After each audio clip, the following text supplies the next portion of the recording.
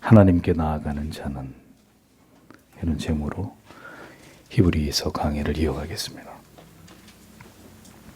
새 언약의 주체가 되시는 예수 그리스도의 독보적 탁월성을 히브리서는 계속 논증해 왔습니다.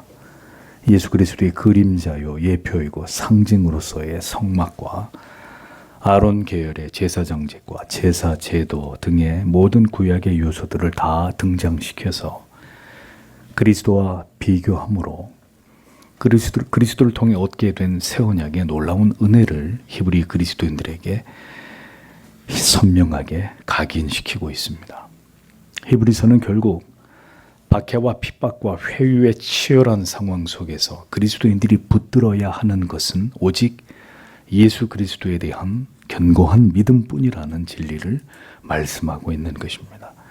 히브리서의 기자는 이제 11장에서 믿음의 본질에 대해서 논하고 있습니다. 그리고 어떻게 그 믿음을 지키며 치열한 삶을 살아냈었는지를 구약 성경에 등장하는 여러 믿음의 조상들을 통해서 언급하고 있습니다. 믿음이 우리의 삶을 어떻게 지배하며 믿음으로 살아갈 삶이 어떤 위대한 결과를 만들어냈는지를 보여주고 있는 것입니다. 본장은 10장과 12장 사이에 삽입된 장입니다. 10장에서 12장으로 주제가 다시 연결되기 전에 그럼 지금까지 예수 그리스도에 대해서 논증해 온 것을 바탕으로 예수 그리스도를 구주로 믿는 그 믿음은 결국 이 땅에서의 삶 속에서 어떤 증거와 열매를 만들어내게 되는지를 히브리서 11장은 오직 믿음으로 그 주어진 삶을 감당해냈던 구약 속의 여러 인물들의 신뢰를 통해서 그것을 증언해주고 있는 것입니다. 본장은 믿음의 주제를 명료하게 설명하고 있고 믿음의 성격을 세밀하게 정의함으로 믿음으로 살았던 위인들의 역사를 철저하게 증언하고 있습니다. 고린도전서 13장이 사랑의 장이라면 히브리서 11장은 믿음의 장으로 믿음에 대한 정의를 음각한 영원히 지워지지 않는 동판과 같은 그런 장입니다. 우리는 이 위대한 증언을 통해서 믿음은 곧 세상이 결코 감당할 수 없는 위대한 능력이라는 진리를 깨닫게 될 것입니다. 이것을 통해서 우리에게 주신 믿음으로 신자는 능히 어떤 삶을 감당할 수 있으며 또 그것을 감당해야 되는지를 깊이 우리의 마음에 새기는 은혜가 있게 되기를 소망합니다. 1절과 2절을 보겠습니다. 그리고 믿음은 기대하는 것들의 실체이다. 보이지 않는 사물들의 증거이다. 왜냐하면 이것에 의해 옛 사람들이 증거를 얻었기 때문이다. 이렇게 기록이 되어 있습니다. 자, 믿음은 바라는 것들의 실상이라고 정의하고 있는데 이 말씀을 보십시오. 실상이라고 번역된 헬라어 휘포스타시스는 아래에 확립하는 것, 아래에 서는 것이라는 의미로 기초 혹은 객관적 실체 혹은 확증 이런 뜻으로 사용이 되었습니다. 즉, 이 휘포스타시스는 믿음의 그 대상이 막연하게 추상적인 의미가 아니라 매우 실질적이고 실제적인 것이다. 이렇게 말씀하고 있는 것입니다. 다시 말하면 믿음이란 그 대상이 주관적인 것이 아니라 객관적 실체를 확신하는 것이다. 이런 의미가 되는 것입니다. 예를 들어서 여러분, 우리가 부모님에게서 태어났다는 사실을 우리는 추호의 의심도 없이 믿습니다. 요즘에는 동영상으로 아이가 태어나는 장면을 촬영하기도 하지만 그런 구체적인 증거가 없다 하더라도 아이가 태어나서 점점 자라가는 과정에 세월이 흘러 부모님의 사랑을 듬뿍 받으면서 성장해 나아가는 동안에 그 사실을 분명하게 확신하게 됩니다. 이것은 너무도 분명한 것입니다. 인간에게 가장 먼저 형성되는 신뢰의 관계입니다. 보여지는 가치가 분명히 아니지만 이 부모와 자녀의 관계는 매우 실제적인 것입니다. 그러하듯이 믿음의 그 대상이 되는 존재는 그렇게 실제적이고 실체적이다라고 성경은 말씀하고 있는 것입니다. 결코 막연하거나 의심스러운 어떤 상상 속의 존재가 아니라는 점을 강조하고 있습니다. 믿음은 그 실제적인 대상에 대해서 그 바라는 것을 얻게 되거나 실현되지 않은 가운데 존재하는 것입니다. 보이지 않지만 존재하는 그 실체에 관해서 분명히 신뢰하고 있고 아직 실제로 그 대상을 경험한 것은 아니지만 그 실제에 대한 간절한 마음을 갖는 것이 믿음입니다. 간절히 바라는 것을 온 마음으로 견고하게 붙잡는 그 도구가 바로 믿음이라는 것입니다. 그러므로 신자는 간절히 바라는 그것을 아직 실제적으로 얻지는 못했지만 마음으로 소유하게 되는 수단이고 방법이 곧 믿음이다 라는 사실을 분명히 알아야 하는 것입니다. 믿음은 가시적으로 혹은 물질적으로 표현되는 것이 아니라 마음의 간절함과 지속적인 생각의 영역의 것입니다. 어떤 대상에 대해서 믿음이 있다는 것이 보여지는 것으로 증명되거나 표현될 수는 없습니다. 그러나 그렇게 볼 수 있고 들을 수 있고 만져볼 수 있는 것으로는 증명할 수 없지만 분명히 마음으로 그것의 실체를 인정하는 것입니다. 여러분에게 가장 소중한 것이 있다면 그걸 누구에게 맡기겠습니까? 여러분이 가장 믿는 사람에게, 신뢰하는 사람에게 그렇게 하지 않겠습니까? 그러니까 보여지지 않지만 존재하는 그것, 그게 뭐라는 거예요? 믿음의 가치라는 거예요. 그러니까 히브리서는 믿음에 대해서 왜 이렇게 표현하고 있는 것일까요? 믿음에 대해서 가장 경계해야 되는 것이 바로 주관적 모호성이기 때문입니다.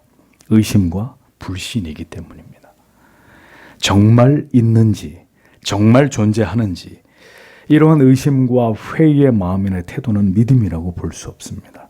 그것은 그 믿음의 대상에 대한 객관적 실체가 아니라 객관적 실체가 아직 그 마음 가운데 존재하지 않고 있다는 증거가 되는 것입니다. 그래서 아우구스티누스는 이 본문에 대해서 주의를 하면서 믿음을 그 끝을 확실하게 담보하고 있는 시작이다 이렇게 보았습니다. 즉 우리가 궁극적으로 얻게 될 것을 믿음으로 시작하는 것이라고 파악한 것입니다. 궁극적으로 반드시 얻게 되고 누리는 것을 시작하는 것이다. 그게 믿음이다. 이렇게 본 것이죠. 간절히 바라고 마침내 분명히 얻게 되겠지만 지금은 현재는 그런 아직 보이지 않는 것에 대한 확신과 신뢰를 갖는 그것이 믿음이라고 히브리서는 설명을 하고 있습니다. 또 믿음은 보지 못하는 것들의 증거라고 정의했습니다. 보지 못하는 것들 내서 것들로 번역된 헬라어 프라그마톤이라는 단어의 의미는 사건이나 어떤 업무나 혹은 되어진 어떤 사실이나 행위를 가리킵니다. 이것은 다른 의미로 인간사의 모든 것을 뜻하는 것입니다. 그러니까 아직 우리의 인생 속에서 일어나지 않은 어떤 미래적인 사건들을 가리키고 있는 것임을 알 수 있습니다.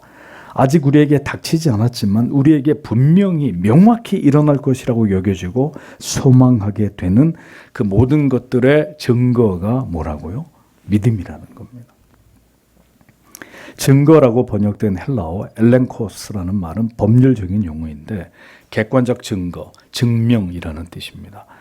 그러므로 믿음이란 그리스도인들에게 아직 일어나지 않았지만 분명히 일어날 것이라고 여겨지는 모든 미래적이고 종말론적인 사건들에 대한 확실한 마음의 증거 혹은 확신을 믿음이라고 정의한다. 성경은 그렇게 말씀하고 있는 것입니다. 즉 믿음이 있다는 것은 그 사람의 마음 속에서 반드시 주의 재림이 일어나고 새 하늘과 새 땅이 도래하고 영원한 천국과 지옥이 반드시 존재함을 모든 인간들은 심판을 통해서 영생과 영벌에 임하게 됨을 정확히 알고 있는 그 증거가 존재하는 것이다. 이렇게 밝히고 있는 것입니다. 믿음은 바라는 모든 것들이 실제로 존재하는 것을 인정하는 것이고 또 앞으로 되어질 모든 일들이 반드시 일어난다라는 것을 확신하는 것이다. 히브리서는 이렇게 못 박아 설명하고 있습니다. 자, 누군가 우리에게 천국과 지옥이 존재합니까? 라고 묻는다면 자, 믿음이 있는 사람은 어떻게 대답을 하겠습니까? 분명히 천국과 지옥은 존재합니다. 저는 그 사실을 확신합니다. 라고 말할 것입니다. 그러나 믿음이 없는 사람은 뭐라고 얘기할까요? 글쎄요, 잘 모르겠는데요. 그걸 어떻게 합니까? 죽어봐야 알지. 혹은 그런 게 어디 있습니까? 죽으면 다 그만이죠. 이렇게 만약에 답을 한다면 그는 믿음의 증거가 없는 사람이 되는 것입니다. 천국과 지옥이 분명히 있습니다. 주님은 반드시 다시 재림하십니다. 라고 고백하는 사람은 믿음의 증거가 있는 사람. 에이, 그런 건 다 허구입니다. 믿을 수 없는 얘기들입니다. 라고 말하는 사람은 믿음의 증거가 그 마음속에 없는 사람. 믿음은 외적인 감각기관을 가지고 도달할 수 있는 영역의 것이 아니라 마음으로부터, 그 영혼으로부터 믿어지는 실체입니다. 그러므로 그 믿음의 대상의 존재함을 결국 부정할 수가 없고 앞으로 반드시 일어날 일들이 일어나게 됨을 알고 있는 것을 부인할 수 없는 게 믿음이라는 것입니다. 보여달라고 하면, 그래서 그것을 보여줄 수 있으면 좋겠지만 보여줄 수 없으나 반드시 존재하고 있는 그 실체를 인정하는 것, 그 다가올 미래가 너무도 분명하다는 증거와 확신이 마음에 깊이 아로새겨져 있는 상태, 그것이 바로 믿음이라고 성경은 설명합니다. 이 믿음은 인간이 결코 스스로 만들어낼 수 없고 하나님께서 자기 백성들의 마음에 부어주시는 은총입니다. 하나님의 찾아오심을 통해서 그 영혼이 거부할 수 없는 하나님의 은혜를 경험하게 될 때 그 존재하심에 대한 부인할 수 없는 경외와 고백과 증거를 갖게 됨으로 발생하게 되는 그것이 바로 믿음입니다. 이 믿음이 있어야 구원을 완성해 나아가고 모든 고난과 역경과 시련과 박해를 능히 이길 수 있는 것입니다. 옛 믿음의 조상들 역시 그 믿음으로 인한 증거들을 얻었다, 이렇게 말씀하고 있습니다. 즉 바라는 것들의 실상이고 보지 못하는 것들의 증거인데, 왜냐하면 바로 그 믿음을 가졌기 때문에 우리의 믿음의 선진들이 하나님께 그들이 하나님의 사람이라는 인정을 받았다라고 말씀하고 있는 것입니다. 성경이 말씀하고 있는 간절히 바라는 그 믿음과 소망의 대상에 대한 실체가 마음속에 있고 앞으로 일어날 미래적인 일들에 대한 확신의 증거가 있어야 그것이 믿음의 분명한 증거가 된다고 성경은 말씀하고 있습니다. 그러니까 이것이 바로 구원 얻는 믿음의 정의이고 구원 얻는 믿음 안에 담겨있는 요소들이다 라는 사실을 정확히 우리는 이 성경을 통해 알게 되는 것입니다. 성도 여러분, 여러분에게 있는 믿음이 오늘 히브리서가 말씀하고 있는 이 믿음과 정확히 일치하는지를 정직하게 살펴보십시오. 만약에 여러분들이 가지고 있는, 내가 믿고 있다고 생각하는 그 믿음이 성경에 말씀하는 이 믿음이 아니라면 그것은 구원에 이르는 믿음이 아닙니다. 아직 그 믿음을 얻지 못한 상태에 머물러 있을 따름인 것입니다. 설명할 수 없고 보여줄 수 없어도 우리의 마음에 그리스도가 나의 구주이심을 믿는 그 실체에 대한 믿음과 그리고 영원한 나라에 들어가게 될 것이라는 믿음의 증거가 있어야 그것이 모든 믿음의 조상들이 가졌던 것과 동일한 믿음이고 그 동일한 믿음으로 하나님 앞에 인정될 수가 있다라고 오늘의 히브리서는 우리에게 말씀하고 있습니다. 이 외에 다른 믿음, 이 성경이 말씀하는 이 믿음 외에 다른 믿음은 믿음이 아닙니다. 그런 믿음은 존재할 수가 없습니다. 우리가 생각하고 있는 게 믿음이 아니라 성경이 말씀하고 있는 그것이 믿음입니다. 이 땅에 존재했던 모든 믿음의 사람들이 소유했고 그들이 흘린 피로서 증명되었던 그들의 치열한 삶으로 보여주었던 바로 그 믿음을 우리가 가졌는지를 우리는 확인해 볼 필요가 있다는 것입니다. 3절을 보십시오. 믿음으로 우리는 하나님의 말씀으로 세대들이 준비되어 왔던 것을 한다. 보이는 것은 나타난 것들로부터 생겨온 것이 아니다. 이렇게 기록이 되어 있습니다. 자, 이 구절은 히브리서의 기자가 당시 유행하고 있었던 헬라 철학에 기반한 이 우주관을 비판하는 논리를 펼치고 있는 그런 말씀입니다. 믿음으로 피스테이라는 말은 본절에서 31절까지 계속해서 이 각 문장마다 첫 음절로 등장하고 있는, 첫 어절로 등장하고 있는 이런 표현입니다. 믿음으로 계속 이렇게 문장들이 시작되고 있는 것을 볼 수 있죠. 이것은 믿음의 조상들이 보여주는 그 모든 삶이 하나같이 믿음에서 비롯된 것이라는 사실을 힘주어 강조하기 위함입니다. 믿음으로 모든 세계가 하나님의 말씀으로 지어진 줄을 우리가 안다라고 했습니다. 우리는, 그리스도의 사람들은 존재하는 이 모든 세계가, 이 모든 우주가 우연히 존재하게 되었다는 이 진화론적인 허구를 믿지 않습니다. 인간의 존재가 진화의 산물이라면 왜 그 진화가 계속되지 않고 멈춰 있는 것입니까? 우리는 이 진화론적인 인간의 기본을 설명하는 이러한 주장들을 배격합니다. 이 시대는 하나님을 지워버리려는 무신론과 인간이 곧 신처럼 되고자 하는 참남함과 오만한 철학과 사상을 숭배하고 있습니다. 우주의 기원에 대해서 여전히 과학은 모순되게도 증명되지 않는 빅뱅 이론을 추앙하고 있습니다. 우리는 이러한 이론 따위에 의존해서 우주의 기원의 문제를 논하지 않고 오직 하나님의 말씀 안에서 그 해답을 찾습니다. 우리는 모든 세계가 하나님의 말씀으로 창조되었다는 사실을 믿는 사람들입니다. 창세기 1장 1절에 태초에 하나님이 천지를 창조하시니라 라고 분명히 말씀하고 있습니다. 만물의 그 존재의 기원을 밝히는데 이보다 더 정확한 분명한 진리는 존재하지 않습니다. 이 선포와 고백은 바로 우리가 위대하신 하나님의 존재하심에 대해서 갖는 믿음의 출발점입니다. 천지를 지으신 하나님의 존재하심에 대한 인식은 오직 믿음이 아니고서는 불가능한 것입니다. 그 믿음은 다시 말씀드리지만 우리가 만들어낸 산물이 아니라 하나님이 자기 백성들에게 주신 선물입니다. 천지 창조를 비롯한 모든 진리는 오직 믿음으로만 인식할 수 있고 이해할 수 있고 받아들일 수 있습니다. 결국 이것으로 그가 신자인지 신자가 아닌지가 증명되는 것입니다. 본문에서 보이는 것이란 헬라적 유대주의 전통에서 기인한 것으로 가시적인 우주를 가리킵니다. 이는 히브리서의 저자가 당시에 유행하던 철학 사상의 용어를 반영해서 변증을 하고 있는 것을 보여주는 것으로 당대 헬라 철학에 큰 영향을 끼치고 있었던 플라톤이나 필로의 우주론에 바탕을 둔 설명입니다.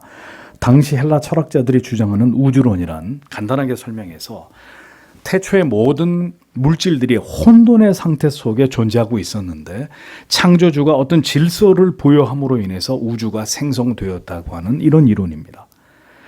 그러니까 이 철학 사상에 따르면 우주는 무에서 유를 창조한 것이 아니라 이미 존재하는 가시적 물질들의 새로운 질서를 부여해서 재창조되었다고 이렇게 인식하게 되는 것입니다. 그러니까 나타난 것이라는 의미가 바로 그것입니다.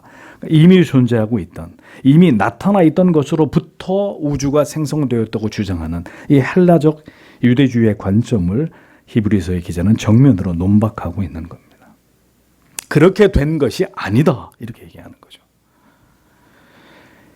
히브리서의 저자는 이렇게 그 시대에 유행하고 있는 플라톤의 영향을 받은 그릇된 우주론의 개념적 용어를 차용해서 유에서 유를 창조한 게 아니라 무에서 유를, 모든 세계는 무에서 유를 하나님의 말씀으로 창조한 것이다. 이것을 분명하게 선포하고 있었던 것입니다. 그것을 믿는 것이 바로 믿음입니다. 믿음은 다른 것을 더하거나 빼지 않습니다. 오직 하나님의 말씀 그대로를 믿습니다. 하나님이 그렇게 말씀하셨다면 우리는 그 말씀을 그대로 믿는 것입니다.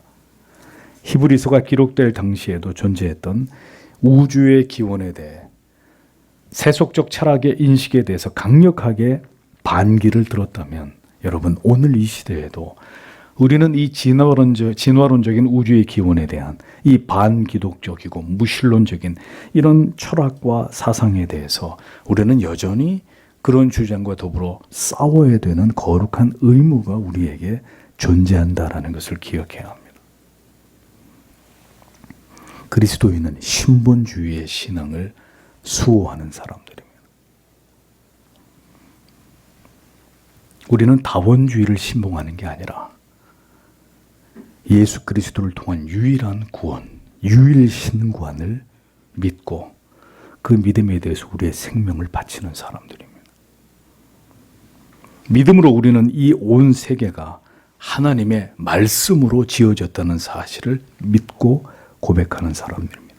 이것은 인간의 이성적 추론이나 우리의 경험으로 아는 것이 아닙니다. 믿음으로. 오직 우리에게 주신 그 믿음이 우리로 하여금 이 모든 진리를 믿어지게 한 것입니다. 그러므로 이 확고한 믿음과 고백이 여러분 안에도 있는지를 확인해 보셔야 합니다. 이 믿음과 고백이 없으면 그는 그리스도의 사람이 아니기 때문입니다. 그러므로 이러한 믿음을 주시는 하나님의 은혜가 없이는 우리는 결코 이 우주의 창조주이신 하나님과 하나님의 말씀을 믿을 수 없습니다. 그 믿음은 우리의 모든 것을 다스립니다. 우리가 보고 듣고 판단하고 선택하고 결정하는 인생의 모든 일에 그 믿음이 관여합니다. 믿음은 우리가 이 세상을 살아가는 동안에 우리가 무엇을 지향하고 목표하고 어떤 대가를 지불하고 어떤 것을 포기하고 어떤 것을 생명을 다해 붙들어야 될지를 깨닫게 해주고 그것을 가르쳐 줍니다. 그렇기 때문에 이 믿음이 있는 사람과 이 믿음이 없는 사람과는 같은 방향을 향해서 절대로 나아갈 수가 없습니다. 모든 하나님의 자녀들은 믿음이 있어야 하고 그 믿음으로 우리에게 주어진 모든 시간들을 살아내고 감당하고 견디고 인내하고 마침내 승리를 쟁취하기 위해 그리스도를 곧게 믿음을 가지고 붙드는 자들입니다. 이제 히브리서는 이 믿음으로 인생을 살아갔던 믿음의 조상들을 열거하면서 그들이 이 믿음을 가지고 어떤 삶을 감당했는지를 증거하고 있습니다. 4절을 보십시오.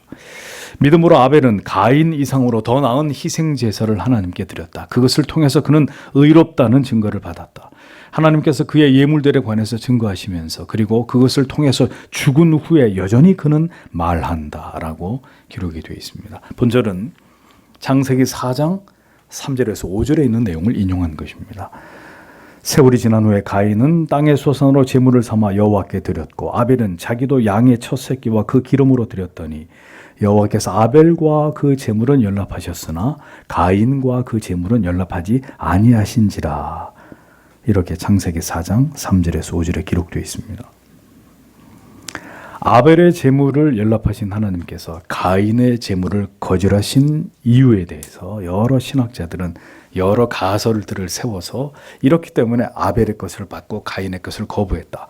여러 주장들을 펼칩니다. 그러나 중요한 부분은 성경은 그 이유를 명백히 말씀하고 있지 않다는 사실이고 그러하기에 우리가 성경의 기록만을 가지고 유추해 보건대 그 근거는 이렇습니다.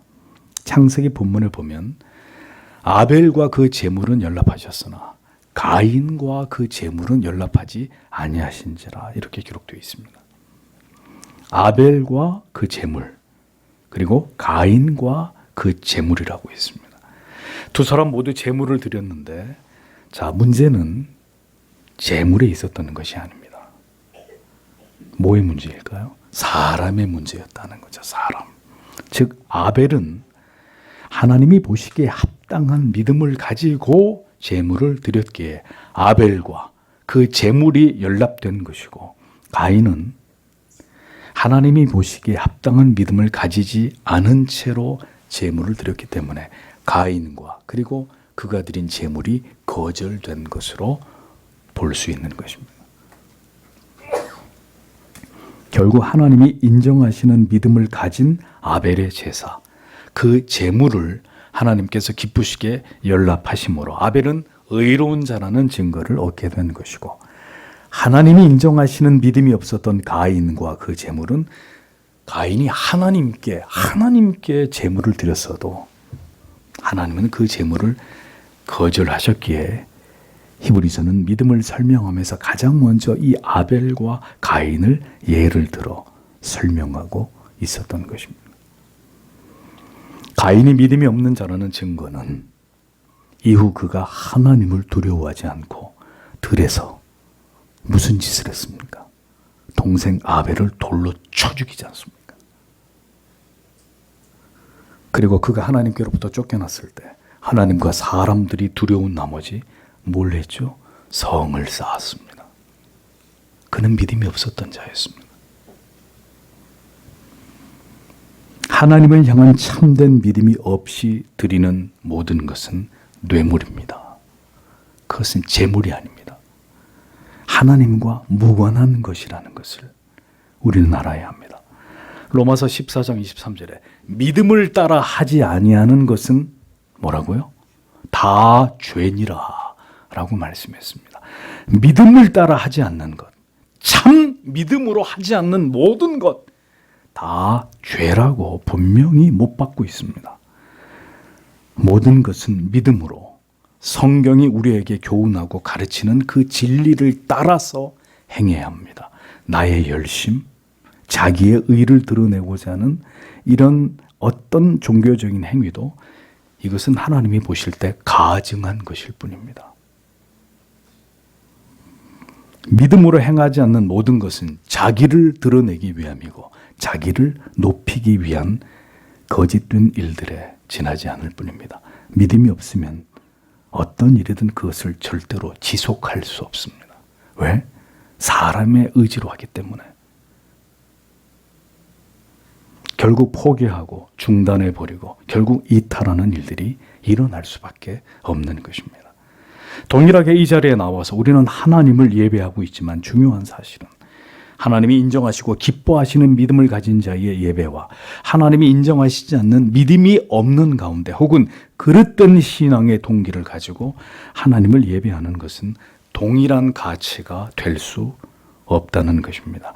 하나님께 유의미한 예배와 예배자가 있고 무의미한 예배와 예배자가 반드시 지금도 존재한다는 것입니다. 하나님은 우리의 마음을, 우리의 영혼을 꿰뚫어 보시는 분이십니다. 우리가 진정으로 하나님을 경외하고 사랑함으로 그 하나님의 존재하심 앞에 나아가 하나님을 전심으로 예배하는 것인지 아니면 믿음이 없는 가운데 의심과 회의와 반감을 가진 채 그저 형식적이고 습관적으로 이 자리에 앉아 있는 것일 뿐인지를 하나님은 모두 알고 계십니다. 믿음을 가지고 하나님을 예배하지 않는다면 그것은 습관적이고 형식적인 종교 행위일 뿐 예배가 될 수는 없습니다. 예배는 믿음을 가진 자가 믿음으로 하나님을 바라고 경외하고 사랑함으로 하나님을 높이는 것입니다. 그 믿음으로 내게 주시는 말씀을 받는 것입니다. 그 하나님께 나아가 찬송과 기도를 드리고 하나님을 향한 우리의 마음을 고백하는 것입니다. 아직 믿음이 없어도 하나님 앞에서 자신을 낮추어 겸비함으로 믿음 얻기를 간절히 구하는 마음으로 오늘도 예배의 자리에 나오는 그것이 하나님께서 기뻐하시는 모습입니다. 믿음으로 하나님께 제사를 드린 아벨은 의로운 자라는 증거를 하나님께서 그 예물에 대해서 증거하셨다라고 기록하고 있습니다. 이 말은 아벨의 그 믿음을 하나님께서 그 제물과 제사를 받으시는 것으로 화답하셨다는 뜻입니다. 믿음으로 하나님께서 기뻐하시는 예배를 드린 자는 그의 영혼이 잘 되고 그의 믿음이 더 견고해지고 더 충만한 은혜를 얻어서 이 땅에서 복된 하나님의 자녀의 삶을 살아가게 됩니다. 예배를 기뻐 받으시는 하나님께서는 그 예배자들의 영혼과 이 땅에서의 삶을 복되게 하십니다. 나날이 그의 영혼이 더 하나님의 크신 은혜로 충만해지고 그의 믿음은 더 견고하게 성장하게 되고 그는 하나님을 기쁘시게 하고 영화롭게 하는 삶을 살아가게 되는 것입니다. 아벨의 그 믿음은 그가 죽었어도 하나님 앞에서 증명이 되는 믿음이었습니다. 다시 본문을 보십시오. 저가 죽었으나 그 믿음으로써 오히려 말하느니라 이런 기록이 발견됩니다. 창세기 4장 10절을 보면 내 아우의 핏소리가 땅에서부터 내게 호소하느니라 라고 말씀하고 있습니다. 보십시오. 아벨은 죽었지만 그의 존재됨은 하나님께 잊혀지지 않고 있었다는 얘기입니다. 그는 죽었지만 그의 피가 하나님께 호소할 만큼 하나님께서는 아벨에게 일어난 이 끔찍한 범죄에 대해서 이제 가인을 징벌하시는 것으로 이 문제를 정확히 하나님의 공의 가운데 다루시게 된 것을 성경은 말씀하고 있습니다. 아벨은 죽었지만 믿음으로 살았던 그의 존재는 하나님 앞에 여전히 살아있는 존재와 같았다는 것입니다. 하나님의 마음에서 지워지지 않는 믿음의 자녀로서 계속해서 아벨은 인정을 받고 있었다고 성경은 말씀하고 있습니다. 죽으면 그것으로 사라져버리는 존재들이 있습니다. 시편 37편 10절에 잠시 후에 악인이 없어지리니 내가 그것을 자세히 살필지라도 없으리로다. 잠언 10장 25절에 회례바람이 지나가면 악인은 없어져도 의인은 영원한 기초 같으니라. 같은 책 12장 7절에 악인은 엎드려져서 소멸되려니와 의인의 집은 서 있으리라. 전도서 8장 13절에 악인은 잘 되지 못하며 장수하지 못하고 그날이 그림자와 같으리니 이는 하나님 앞에 경외하지 아니함이니라. 성경은 악인의 사라짐을 힘주어 말씀하고 있습니다. 악인은 결국 어느 순간 허무하게 소멸되고 잊혀지는 존재에 지나지 않으나 의인은 하나님께 영원히 기억되는 존재라고 성경은 말씀합니다. 영원히 하나님 앞에서 살아가게 될 존재들이라. 그것은 그가 하나님을 믿음으로 하나님을 경외하고 사랑하는 삶을 이 땅에서 살았기 때문입니다. 이사야 49장 15절에서 16절은 이렇게 기록하고 있습니다. 여인이 어찌 그 젖먹는 자식을 잊겠으며 자기 태에서 난 아들을 긍휼히 여기지 않겠느냐. 그들은 혹시 잊을지라도 나는 너를 잊지 아니할 것이라. 내가 너를 내 손바닥에 새겼고 너의 성벽이 항상 내 앞에 있나니 라고 말씀하고 있습니다. 영원히 하나님의 손바닥에 새겨진 존재들, 그들이 바로 여러분들이라는 사실을 기억하십시오. 우리가 죽게 되었어도 하나님을 향했던 그 순전한 믿음으로 그 존재됨에 대해서 하나님의 인정을 받게 된 그들이 바로 신자들입니다. 하나님의 백성들입니다. 자, 믿음으로 살았던 또 다른 인물을 보겠습니다. 5절에 믿음으로 에녹은 죽음을 보지 않고 옮겨졌다. 그리고 그는 발견되지 않고 있었다. 하나님께서 그를 옮기셨기 때문에, 왜냐하면 옮김 전에 그는 하나님을 기쁘시게 해왔다는 증거를 받아왔기 때문이다. 이렇게 직역이 됩니다.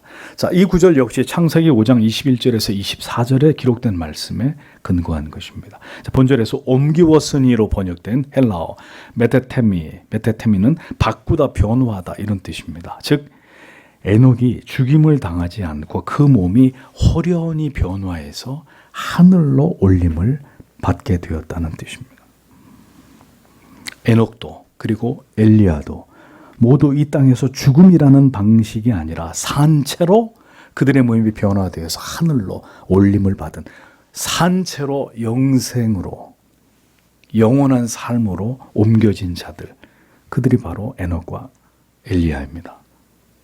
그러니까 이런 경우는 성경에 아주 이례적인 그런 일인데, 성경은 그렇게 에녹이 산채로 하늘로 올림을 받게 된 그 이유를 아주 간단하게 설명하고 있습니다. 저는 옮기우기 전에 하나님을 기쁘시게 하는 자라는 증거를 받았느니라, 이렇게 기록이 되어 있습니다. 하나님을 기쁘시게 한 사람 에녹, 이것이 에녹이 죽음을 보지 않고 하늘로 올리움을 받게 된 이유였습니다. 창세기 5장 21절에서 24절에 에녹에 대해서 성경은 단지 몇 줄만의 기록을 남겨놓고 있습니다. 그러나 그 내용은 절대로 가볍지 않습니다.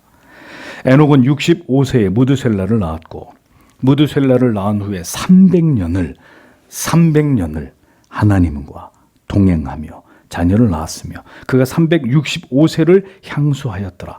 에녹이 하나님과 동행하더니 하나님이 그를 데려가심으로 세상에 있지 아니하였더라. 자, 어떤 말이 두 번 반복됩니까? 하나님과 동행하며, 하나님과 동행하더니. 성경이 증언하는 하나님을 기쁘시게 하는 에녹의 삶은 바로 하나님과의 동행이었습니다. 그는 셋의 후손으로 아담 계보의 7번째 족장이었는데 기록된 대로 365년의 삶을 살았습니다. 65세에 무드셀라를 낳았고 이후에 300년을 하나님과 동행했다라고 성경은 기록합니다.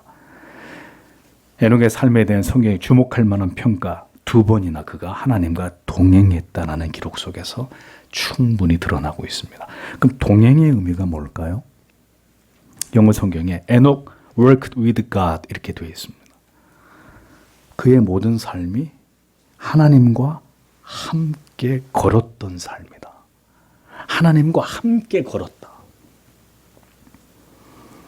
에녹의 삶은 우리 모두가 붙잡혀 있는 자기 사랑을 쫓아 살아간 삶이 아니었습니다. 그는 자기를 기쁘게 한 삶을 산 자가 아니었습니다. 또 사람들을 기쁘게 하기 위한 삶을 산 자도 아니었습니다. 에녹은 300년 동안 하나님과 같은 방향으로 나란히 함께 걸어가는 삶을 살았다고 성경은 기록하고 있습니다. 그의 모든 삶의 이유와 그 목적이 온전히 하나님을 기쁘시게 하기 위한 하나님과 함께 같은 방향을 향해서 걸어가는 삶이었다. 한마디로 이렇게 정의하고 있습니다. 우리가 이 세상에서 살아가는 모든 날들 가운데 하나님과 동행했다고 자부할 수 있는 날은 몇 날이나 될지를 한번 생각해 보십시오.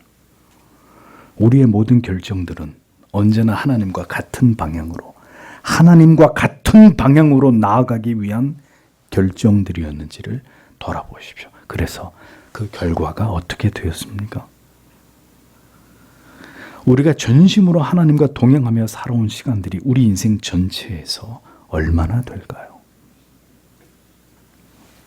에녹이 그토록 오롯이 하나님만을 기쁘시게 하는 삶을 산 까닭은 그에게 믿음이 있었기 때문이라는 진리를 성경은 우리에게 가르쳐주고 있는 것입니다.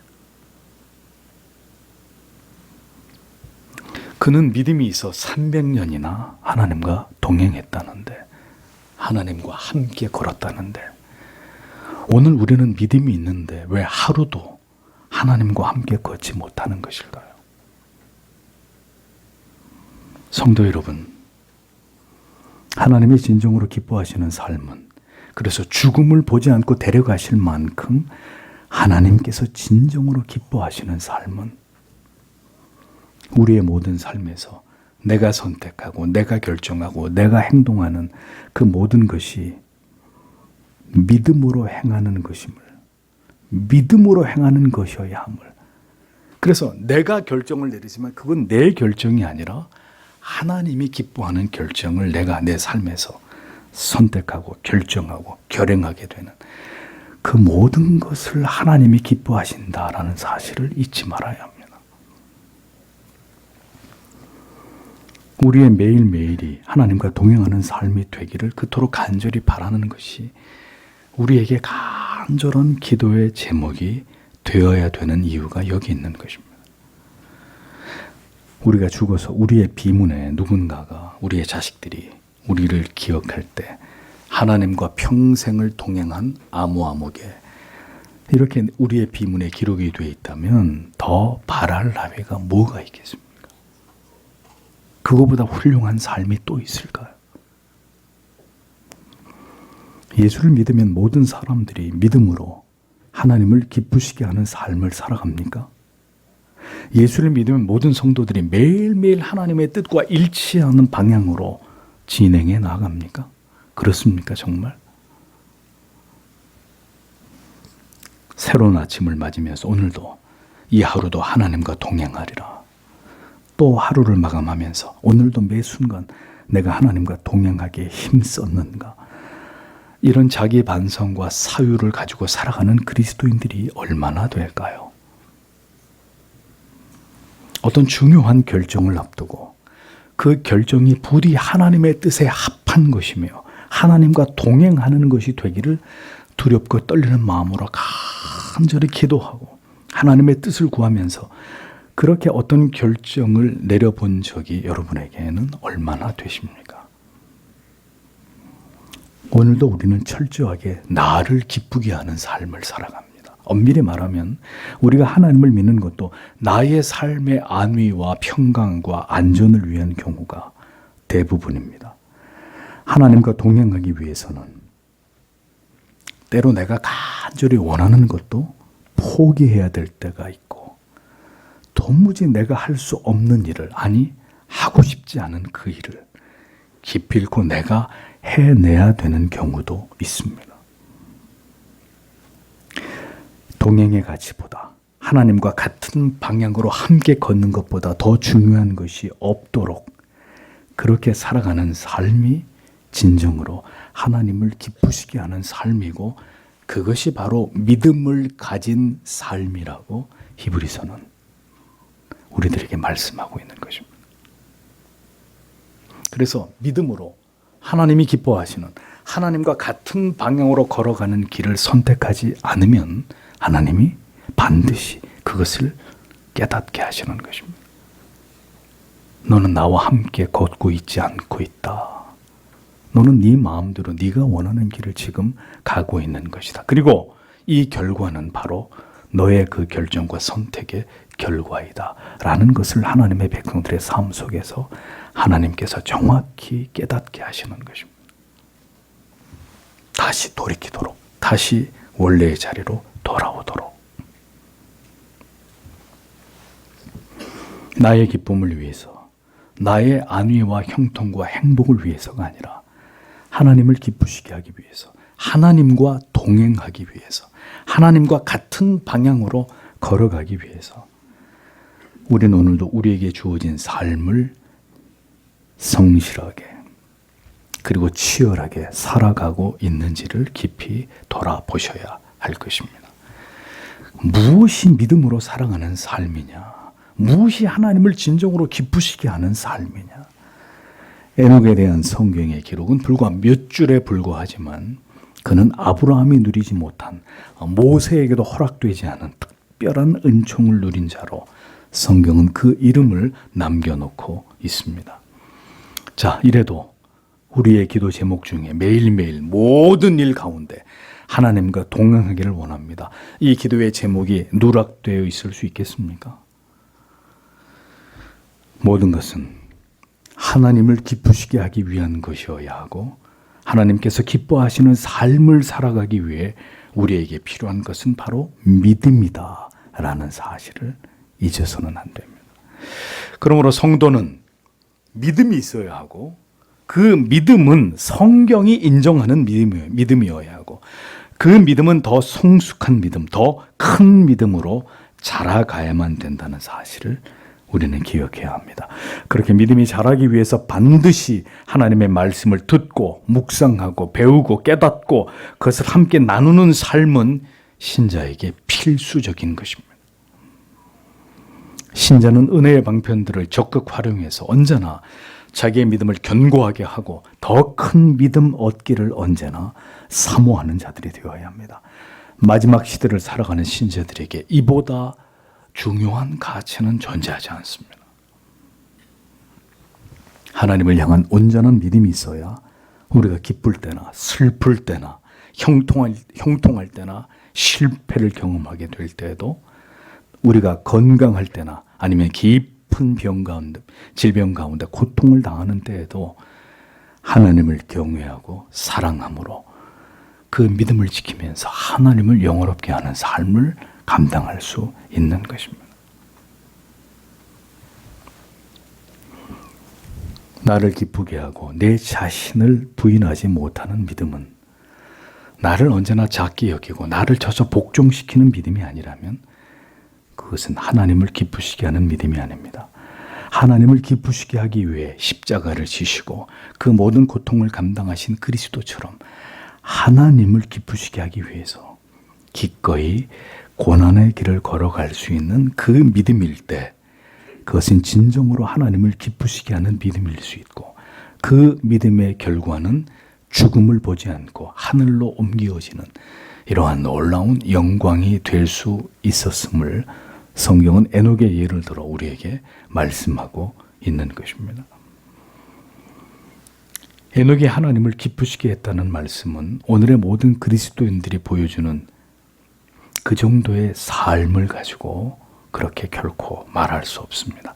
만약에 그럴 것 같으면 이 세상 모든 사람들이 죽음을 통하지 않고 다 하늘나라로 들어갔을 것입니다. 그의 모든 삶이 진정으로 하나님을 기쁘게 하는 누구나 생각할 수 있지만 아무나 그렇게 살아갈 수 없는 그 삶을 그가 이 땅에서 살았기에 그는 그러한 놀라운 은총을 입을 수 있었던 것입니다.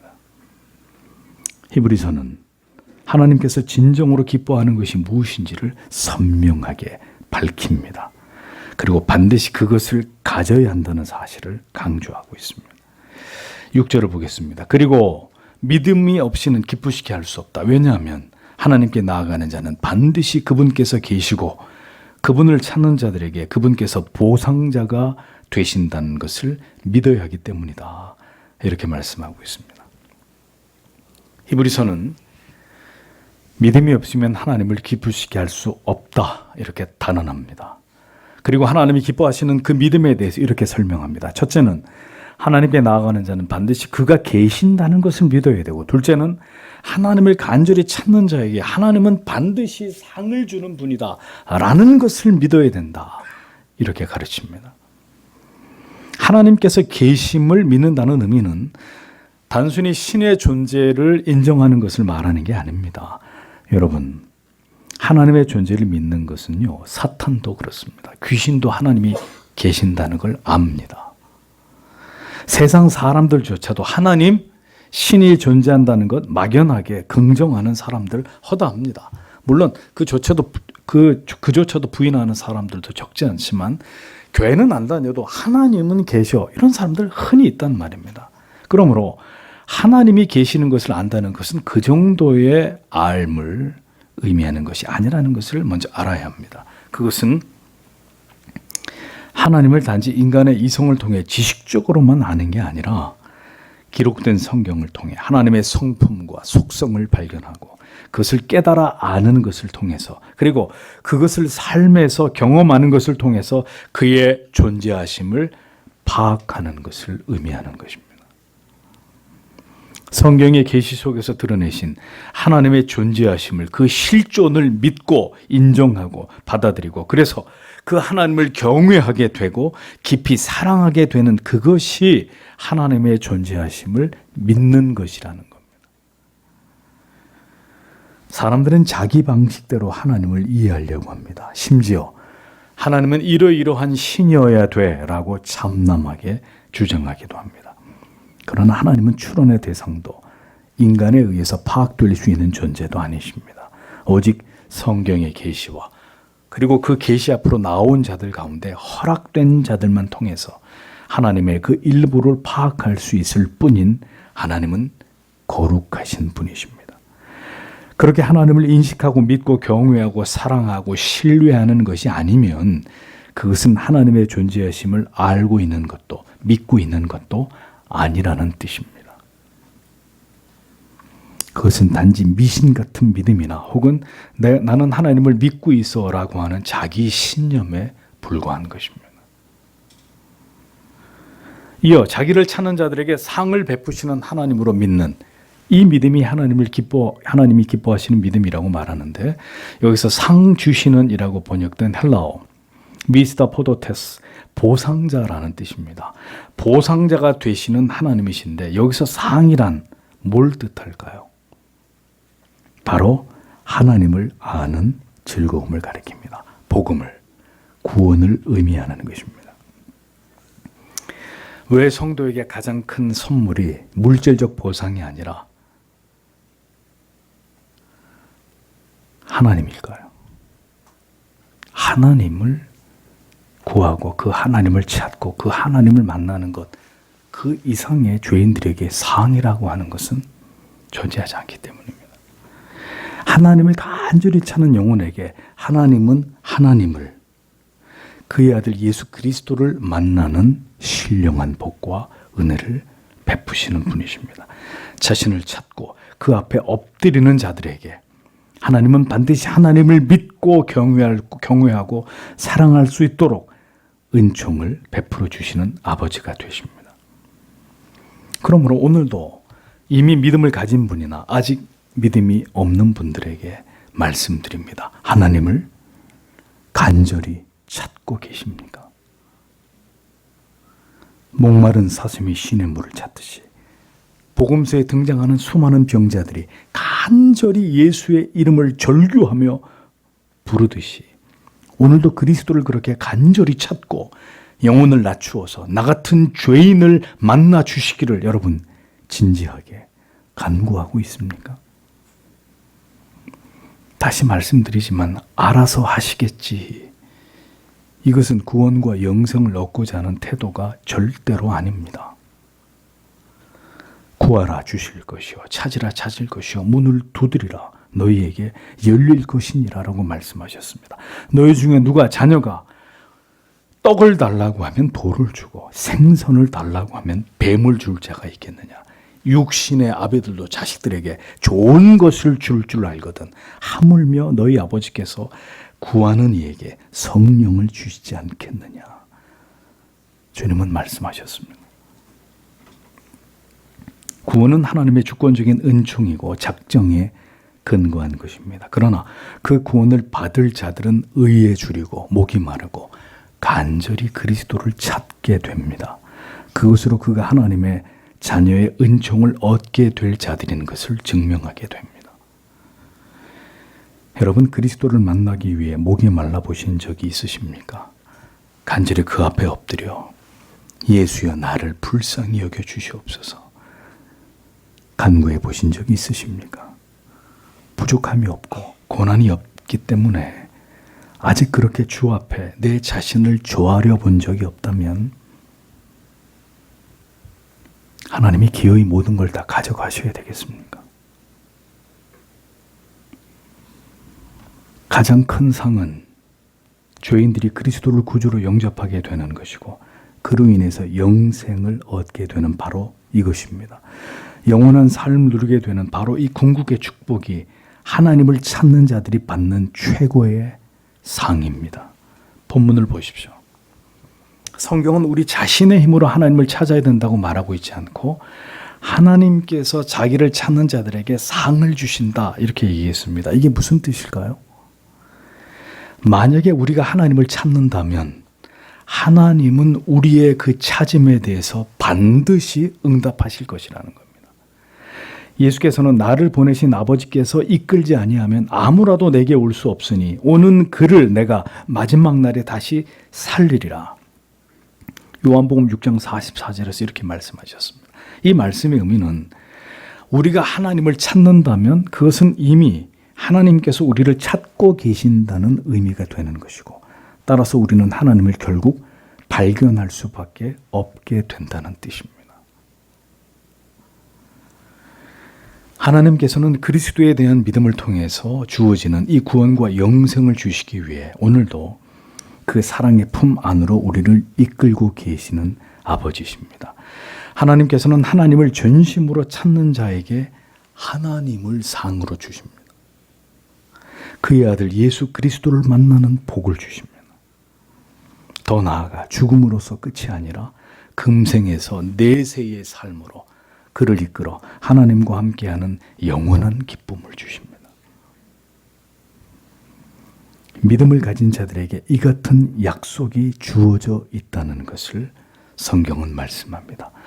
믿음으로 살아가서 그 모든 약속의 성취를 맛보게 된 이름들이 바로 이곳에 빼곡히 기록이 되어 있는 것입니다.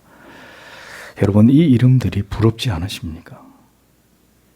아직 다 기록되지 않은 그 빛나는 이름들 중에 여러분의 이름도 포함되는 그 영광을 우리가 다 함께 누려야 하지 않겠습니까? 믿음이 무엇인지, 믿음으로 살아가는 삶이 도대체 무엇인지를 여러분은 히브리서의 말씀을 통해서 정확히 아셔야 합니다. 우리는 믿음으로 살아간 어떤 삶의 궤적을 남기고 어느 날 하나님의 부르심에 응하게 될지를 생각해 보십시오. 그 시간이 시시각각으로 다가오고 있습니다. 아직도 무엇이 이 땅에 미련이 남아있고 아직도 어떤 세상의 다른 소망이 여러분의 마음을 지배하고 있는 것인지를 들여다보십시오. 성경은 분명히 말씀합니다. 믿음이 없이는 기쁘시게 못하나니. 결국은 이 믿음입니다. 그것만이 가장 중요한 우리가 붙들어야 될 가치입니다.